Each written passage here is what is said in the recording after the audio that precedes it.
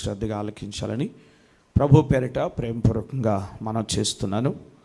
మన ప్రభును మన రక్షకుడైన యేసుక్రీస్తు శ్రేష్టమైన నామంలో మరొకసారి మీ అందరికీ నా హృదయపూర్వకమైన వందనాలు తెలియచేస్తూ ఉన్నాను. హల్లెలూయా. ఎస్తేరు గ్రంథం 2వ అధ్యాయం 5వ వచన భాగాన్ని మనం చదువుకుందాం. ఎస్తేరు గ్రంథం 2వ అధ్యాయం 5వ వచన భాగాన్ని చదువుదాం. షోషాను కోటలో బెన్యామీనీయుడగు కీషునకు పుట్టిన షిమీ కుమారుడగు యాయీరు వంశస్థుడైన మొర్దెకై అను ఒక యూదుడుండెను. చాలు. ప్రభునందు పేర మనం ఎస్తేరు గ్రంథాన్ని మనం ధ్యానం చేస్తున్నాం. ఈ గ్రంథములో నుండి ప్రతిదినం ప్రభు మనతో కొన్ని నూతనమైన విషయాలు మాట్లాడుతున్నారు. క్రొత్త సంగతులు ప్రభు మనతో మాట్లాడుతున్నారు. గత రాత్రి మనం ధ్యానం చేసాము. పారసీక రాజైనటువంటి అహష్వేరోషు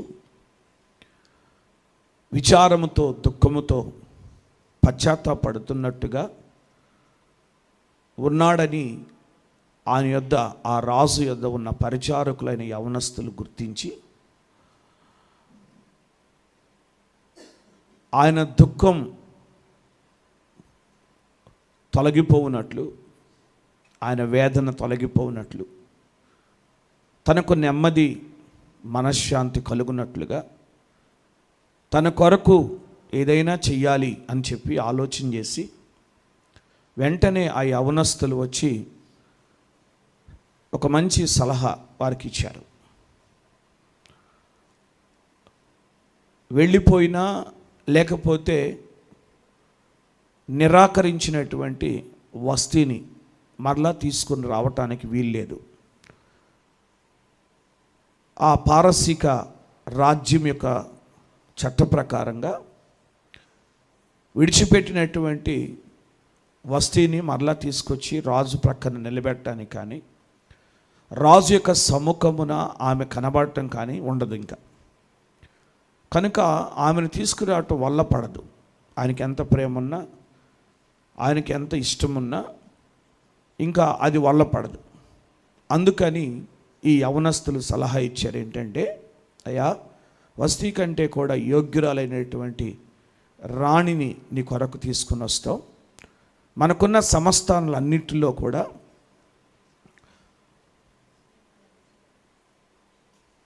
యవనస్తులను, పరిచారకులను ఏర్పాటు చేసి మన 127 సంస్థానాల్లో ఉన్నటువంటి కన్యకలను సమకూర్చి 1 సంవత్సరం పాటు హేగే చేతికి అప్పగించుదాం. హేగే వాళ్ళని సిద్ధపరుస్తాడు. ఆ తర్వాత వారిలో నీకు ఇష్టమైన వారు ఎవరో, నువ్వు ఎవరిని ఇష్టపడతావు వాళ్ళని నీకు రాణిగా నువ్వు చేసుకోవచ్చు అని చెప్పి రాజుకి వాళ్ళు సలహా ఇచ్చారు. ఆ సలహా ఇచ్చినప్పుడు వాళ్ళు చెప్పిన మాటలన్నీ కూడా ఆయనకి అనుకూలముగా ఉన్నవి అని చూస్తాం. అనుకూలంగా ఉన్నవి అని చెప్పి అలాగూ జరిగించినట్లుగా మనము 3-4 వచనాల్లో మనం చదువుతాం. కనుక ఇప్పుడు 127 సంస్థానముల్లో, అంటే హిందూ దేశం మొదలుకొని కూషు దేశం వరకు ఉన్నటువంటి ఈ సంస్థానాలన్నిటిలో కూడా రాజు కొరకు రాణిని వెతుకుతున్నారు, కన్యకలను సమకూరుస్తున్నారు. ఆ సమకూర్చి రాజు యొద్దకు తీసుకురావాలి అని ఇక ప్రయత్నాలు జరుగుతున్నాయి. వెతికేవారు వెతుకుతున్నారు. ఆ సందర్భంలో ఒక నూతనమైనటువంటి వ్యక్తి ప్రత్యక్షమవుతున్నాడు ఇక్కడ. ఆయన పేరు మొర్దెకై. అయితే మనము అహష్వేరోషు వివాహాన్ని గురించి మనం ధ్యానించబోయే ముందు ఇక్కడ ఒక ముఖ్యమైనటువంటి వ్యక్తిగా, ఈ గ్రంథంలో ఒక ముఖ్యమైనటువంటి వ్యక్తిగా ఉన్నటువంటి, ఒక మాటలో చెప్పాలంటే ఈయన ఒక కథానాయకుడు, ఈయన ఒక ప్రాముఖ్యమైన వ్యక్తిగా ఈయన కనబడుతున్నాడు. ఆయన పేరు మొర్దెకై. ఈయన గూర్చినటువంటి సంగతులు కొన్ని మనం ధ్యానం చేయాలి. రాత్రి మనం పరిశీలన చేస్తే 5వ వచనంలో చెప్పబడింది, 2వ అధ్యాయం 5వ వచనంలో, షూషాను కోటలో బెన్యామీనుడగు కీషునకు పుట్టిన షిమీ కుమారుడగు యాయీరు వంశస్థుడైన మొర్దెకై అను ఒక యూదుడుండెను అని చూస్తున్నాం. ప్రభుని పేర షూషాను కోటలో అని చూస్తున్నాం. షూషాను కోటలో ఈయన ఉన్నాడు.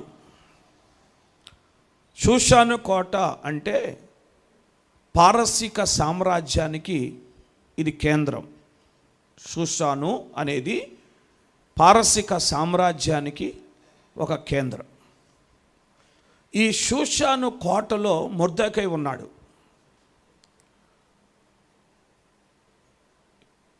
ఈ షూషాను కోటలో ఉన్నాడు గనుక అక్కడ జరుగుతున్నటువంటి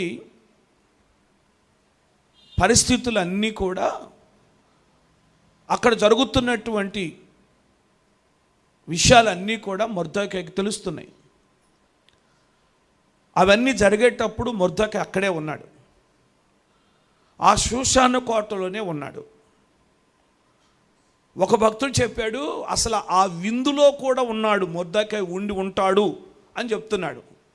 ఆ విందులో కూడా, ఎందుకంటే అందరికీ, అల్పులకు ఘనులకు అందరికీ రాజు విందు చేశాడు కనుక ఆ విందుకి ఇతడు కూడా ఆహ్వానించబడి ఉంటాడు, వెళ్ళి ఉంటాడు అని చెప్పి కొందరు భక్తుల యొక్క అభిప్రాయం.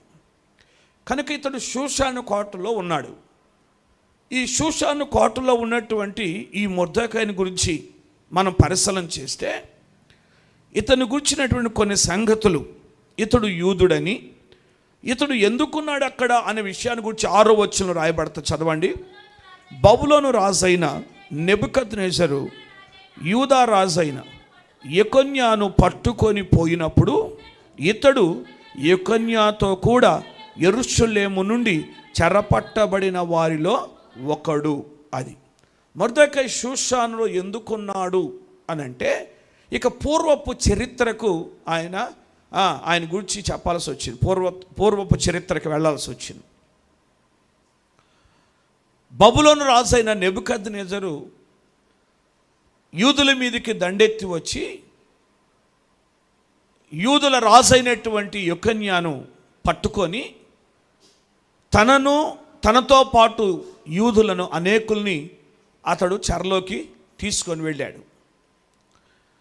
నెబుకద్నెజరు ఈ యెకొన్యా అనేటువంటి యూదా రాజుని చెరలోకి తీసుకొని వెళ్ళేటప్పుడు ఆయనతో కూడా ఇంకా కొందరు పట్టబడి వారు ఆ బబులోను, లేకపోతే ఆ బబులోను చెరకు, అంటే 70 సంవత్సరాల చెరకు వారు వెళ్ళారు.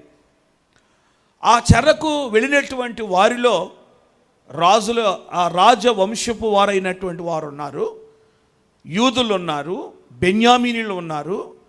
తర్వాత అందులో ఈ మొర్దెకై అనేటువంటి వ్యక్తి కూడా ఆ చెరకు వెళ్ళిన వారిలో ఒకడుగా ఉన్నట్లుగా మనం ఈ లేఖన భాగంలో చూస్తున్నాం. వీళ్ళని గురించినటువంటి చరిత్ర అంతా కూడా మనం పరిశీలన చేస్తే ఈ చరిత్ర రాజుల 2వ గ్రంథం 24వ అధ్యాయం 8వ వచనం నుండి 17వ వచనం వరకు, దినవృత్తాంతముల 2వ గ్రంథం 36వ అధ్యాయం 9వ వచనం నుండి 10వ వచనం వరకు ఉన్న మాటలు కనుక మనం చదివితే, ఆ మాటల్లో ఆ యెకొన్యా అనేటువంటి రాజుని చెరపట్టుకొని, లేక యెహోయాకీను అనే రాజుని చెరపట్టుకొని అతని బబులోనికి తీసుకొని వెళ్ళినట్లుగా ఆ వచనాల్లో మనం చూస్తాం. ఇది క్రీస్తు పూర్వం 597వ సంవత్సరంలో బబులోను రాజు అయిన నెబుకద్నెజరు వాళ్ళని చెరకు తీసుకొని వెళ్ళాడు.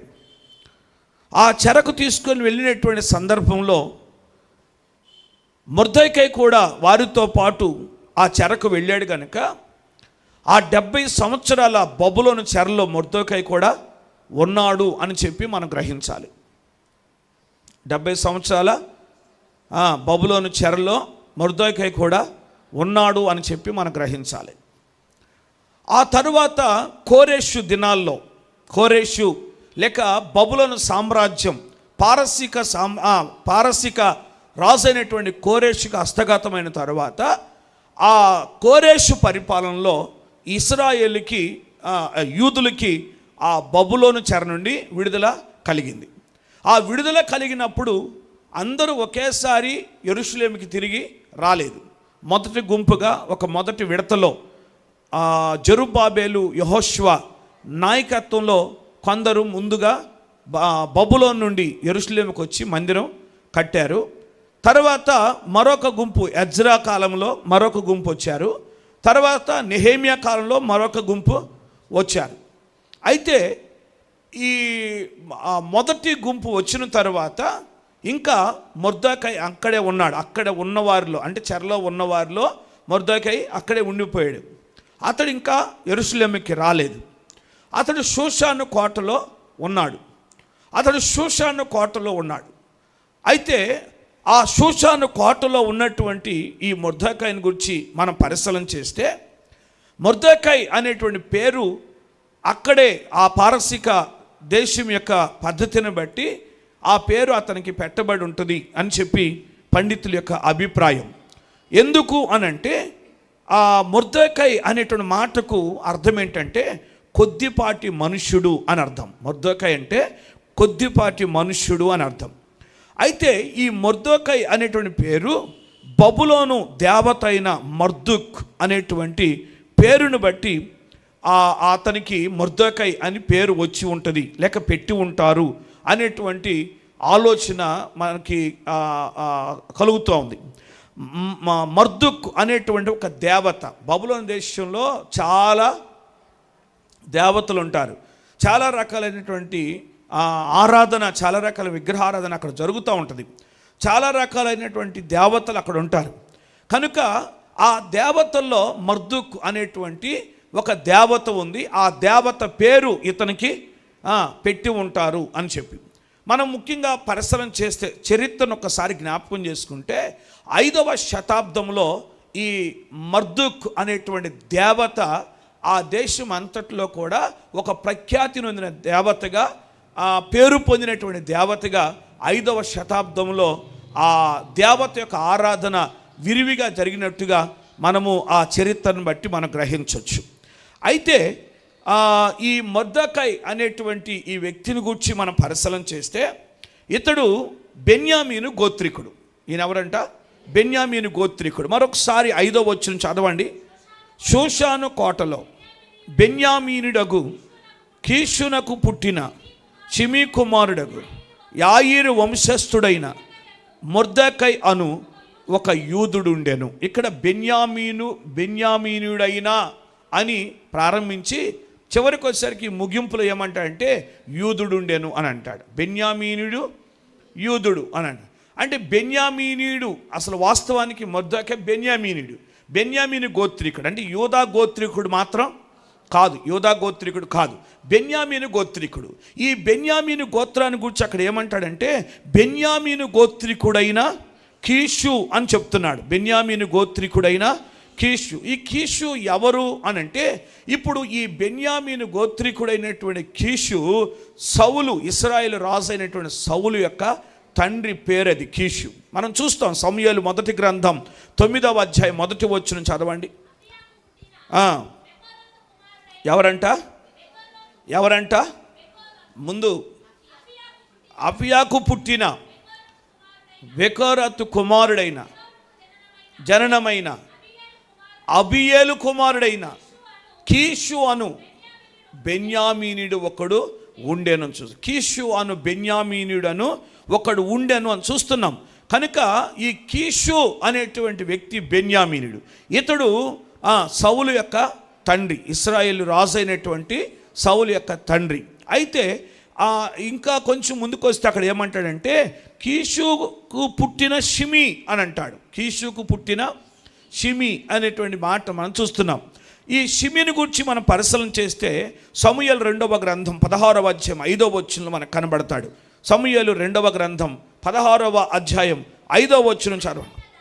రాజైన దావీదు వచ్చినప్పుడు సౌలు కుటుంబీకుడగు, ఎవరంట? సౌలు కుటుంబీకుడగు గెరా కుమారుడైన షిమి అను ఒకడు అచ్చట ఉన్నాడు. ఏమండి? అచ్చట ఉన్నాడు. గెరా కుమారుడైన షిమి అనేటువంటి వాడు ఒకడున్నాడు. ఇతడు బెన్యామీనీయుడు. ఇతడు ఎవరంట? బెన్యామీనీయుడు. ఇక్కడ షిమి అనేటువంటి వ్యక్తి కనబడుతున్నాడు. షిమి అంటే అర్థం ఏంటంటే యెహోవా కీర్తి అని అర్థం. అయితే ఈ షిమి దావీదుని ఎంతగానో దూషిస్తున్నాడు, దావీదుని ఎంతగానో వెంటాడుతున్నాడు, దావీదు మీద రాళ్ళు విసిరివేసి దావీదు మీదకి దుమ్ము ఎత్తిపోసి దావీదుని దూషించి ఇష్టానుసారంగా మాట్లాడినటువంటి వ్యక్తి షిమి. ఇతడు బెన్యామీనీయుడు, సౌలు సంతతివాడు అనేటువంటి విషయాన్ని మనం దేవుని వాక్యంలో మనం చూస్తాం. కనుక ఇతడు వీళ్ళంతా కూడా బెన్యామీను గోత్రికులు. కనుక ఆ గోత్రములో నుండి యాయీరు అనేటువంటి వంశం ఒకటి మొదలైంది. ఆ యాయీరు వంశము యొక్క వంశస్థుడైనటువంటి మొర్దెకై అని చూస్తున్నాం. కనుక ఇతడు బెన్యామీనుడు. మొర్దెకై అనే వ్యక్తి ఎవరు? బెన్యామీను. మరి కింద యూదుడు అని ఎందుకు ప్రస్తావించారు అని అంటే రెహబాము కాలంలో రాజ్యము, ఇశ్రాయేలు 12 గోత్రముల రాజ్యము రెండుగా విభాగించబడింది, రెండుగా చీలిపోయింది. 10 గోత్రాలు ఒక రాజ్యముగా, దానికి ఇశ్రాయేలీలు అని పేరు. 2 గోత్రాలు ఒక రాజ్యముగా, దానికి యూదా రాజ్యము అని పేరు. అర్థమైందా? ఈ యూదా రాజ్యంలో యూదా గోత్రము, బెన్యామీను గోత్రం, ఈ 2 గోత్రాలు మాత్రమే యూదా రాజ్యంలో ఉంటాయి. ఇక అప్పటి నుంచి ఇక వాళ్ళు బెన్యామీనులైనా యూదులైనా ఏ గోత్రికులైనా అందరిని కూడా యూదులు అని పిలవటం అక్కడ నుండి ఆరంభమైంది. ఇక మిగిలిన 10 గోత్రాలు, మిగిలిన గోత్రాలు, ఆ గోత్రాలు ఎన్ని గోత్రాలైనా ఎవరైనా ఏ గోత్రికుడైనా వాళ్ళందరినీ ఏమని పిలిచారు చెప్పండి? ఇశ్రాయేలు అని పిలిచారు. కనుక వాళ్ళు ఇశ్రాయేలుగా, వీళ్ళేమో యూదులుగా ఇక విభాగించబడ్డారు. కనుక అందుకొరకే ఇప్పుడు అతడు బెన్యామీనుడైనప్పటికీ వాళ్ళు మాత్రం యూదులుగానే పిలువబడుతున్నారు. కనుక అలాగున ఒక యూదా రాజ్యములో ఇతడు ఉన్నాడు. కనుక యూదా రాజైనటువంటి యెకొన్యాను బబులోను రాజైన నెబుకద్నెజరు వచ్చి పట్టుకొని చెరకు తీసుకొని వెళ్ళినప్పుడు ఇతడు యూదుడు కనుక, లేకపోతే యూదా రాజ్యములో ఉన్నాడు కనుక మొర్దెకైని కూడా అతన్ని పట్టుకొని ఆ చెరకు తీసుకొని వెళ్ళారు. ఇప్పుడు ఆ చెరలో అతడు ఉన్నాడు అని మనము ఈ యొక్క విషయాలన్నిటిని బట్టి కూడా మనం గ్రహించాలి. అయితే ఇలాంటి చెరలోకి అతడు వెళ్ళి తర్వాత కూడా అతడు ఉన్నాడు కనుక అతని యొక్క వయసు సుమారు అతని వయసు ఎందుకు అని అంటే ఇప్పుడు రాజైనటువంటి అహష్వేరోషు యొక్క 3వ సంవత్సరం. అహష్వేరోషు పరిపాలన మొదలయ్యి ఎన్నో సంవత్సరం? 3వ సంవత్సరం. కనుక అహష్వేరోషు యొక్క పరిపాలన మొదలై 3వ సంవత్సరం నాటికి అతనికి 115 సంవత్సరాలు ఉండి ఉండొచ్చు అని అభిప్రాయం. ఎవరికి? మొర్దెకైకి. అర్థమైందా? అప్పుడే అతడు 70 సంవత్సరాలు అప్పటికే చెరలో ఉన్నాడు. 70 సంవత్సరాలు చెరలో ఉన్నాడు. ఇప్పుడు 70 సంవత్సరాల తర్వాత విడుదల కలిగి ఇప్పటికీ చాలా సంవత్సరాలు అవుతూ ఉంది. తర్వాత అంతకుముందు అతడు ఈ యెకొన్యాతో కూడా వెళ్ళాడు అని అంటే అక్కడ యవనస్తులను పట్టుకొని వెళ్ళాడు. అక్కడ అవునా కదా? యవనస్తుల్ని పట్టుకొని వెళ్ళాడు నెబుకద్నెజరు. ఆ యవనస్తుల్లోనే దానియేలు, షడ్రకు, మేషకు, అబేద్నెగో యవనస్తులందరినీ పట్టుకొని, అంటే ఇప్పుడు ఆ టైంలో ఇతడు ఎలా ఉంటాడు? యవనస్తుడిగా ఉన్నాడు. కనుక అలాంటి వయసులో అతడు వెళ్ళాడు కనుక ఇప్పుడు అహష్వేరోషు యొక్క పరిపాలనలో 3వ సంవత్సరం నాటికి అతడు 115 సంవత్సరాలు ఈడు కలిగిన వాడై ఉండి ఉండవచ్చు అని చెప్పేసి అంచనా, అభిప్రాయం కలిగినటువంటి విధానాన్ని మనం చూస్తాం. అయితే ఇంత వయసు కలిగినటువంటి వ్యక్తి ఇప్పుడు ఇంకా ఆ షూషాను కోటలోనే ఉన్నాడు. ఈ షూషాను కోటలో జరుగుతున్న విషయాలన్నీ కూడా అతడు వింటున్నాడు గనుక, చూస్తున్నాడు గనుక, అతనికి వినబడుతుంది గనుక, అతడు అన్ని గ్రహించాడు గనుక ఇప్పుడు దేవుడు ఈ మొర్దెకైని ప్రేరేపిస్తున్నాడు. అర్థమైనా? ఈ ఎస్తేరు గ్రంథంలో మొదటి నుంచి నేను మీకు చెప్తున్నా, ఎస్తేరు గ్రంథంలో దేవుడు లేక యెహోవా అనే పేరు ప్రస్తావించబడకపోయినా మర్మముగా, గూఢముగా దేవుని యొక్క పని అక్కడ జరుగుతున్నట్లుగా మనం గ్రహించాలి. అక్కడ గూఢముగా కార్యం జరుగుతూ ఉంది. ఇప్పుడు దేవుడు మొర్దెకైని ప్రేరేపించాడు. దేవుడు మొర్దెకైని నిలబెడుతున్నాడు. దేవుడు మొర్దెకైని ప్రేరేపిస్తున్నాడు. అర్థమైందా? వాస్తవానికి ఎస్తేరు రాణి అవటానికి ఒకవేళ బాహ్యముగా పరిశీలన చేస్తే, అక్షరార్థంగా పరిశీలన చేస్తే ఆమె రాణి అవటం అనేది మాత్రం అది న్యాయపరమైనది కాదు, కానీ దేవుని చిత్తం. అర్థమైందా? అది కేవలం దేవుని చిత్తమే. దేవుని చిత్తానుసారంగా ఆమె రాణి అయింది అని చెప్పేసి మనం గ్రహించాం. ఇప్పుడు ఆమెను రాణిగా చేయటానికి దేవుడు ముందు ఎవరిని ప్రేరేపించాడు? మొర్దెకైని ప్రేరేపించాడు. మొర్దెకైని సిద్ధపరుస్తున్నాడు. మొర్దెకై యొక్క అనుభవాలన్నీ కూడా ఈ గ్రంథంలో ఉన్నటువంటి అనుభవాలు చూస్తే చాలా గొప్ప సంగతులు మొర్దెకై యొక్క అనుభవాల్లో మనం చూస్తాం. కనుక ఇప్పుడు ఈ మొర్దెకైని దేవుడు సిద్ధపరిచాడు. ఈ మొర్దెకైని దేవుడు ప్రేరేపించాడు. అయితే ఇతనికి వాళ్ళ పినతండ్రి కుమార్తె ఉంది. అంటే వాళ్ళ తల్లిదండ్రులు చనిపోయారు. ఎస్తేరు తల్లిదండ్రులు చనిపోయారు. ఎస్తేరు తల్లిదండ్రులు చనిపోతే ఆ కుమార్తెను ఈయనే తనకు కుమార్తెగా అండి స్వీకరించి తనకు కుమార్తెగా ఆ ఎస్తేరుని ఈయన పెంచుతూ వచ్చాడు. ఆయన పెంచి ఇప్పుడు నా కుమార్తె ఎందుకు ఉండకూడదు, నా కుమార్తె ఎందుకు ఉండకూడదు అని చెప్పేసి ఆలోచన చేసి తన కుమార్తెను కూడా అక్కడికి పంపించడానికి ఆయన సిద్ధపడ్డాడు. అయితే సిద్ధపడినప్పుడు ఆయన చెప్పిన విషయం ఏంటంటే, నీ వంశాన్ని గురించి కానీ నీ జాతిని గురించి కానీ అక్కడ చెప్పొద్దు, ప్రస్తావించొద్దు అన్నాడు. అర్థమైనా? ఎందుకు? ఈయన ఎవరు? ఈయన యూదుడు కదా. అక్కడ యూదుడు అని అంటే ఎవరు రానిస్తారు?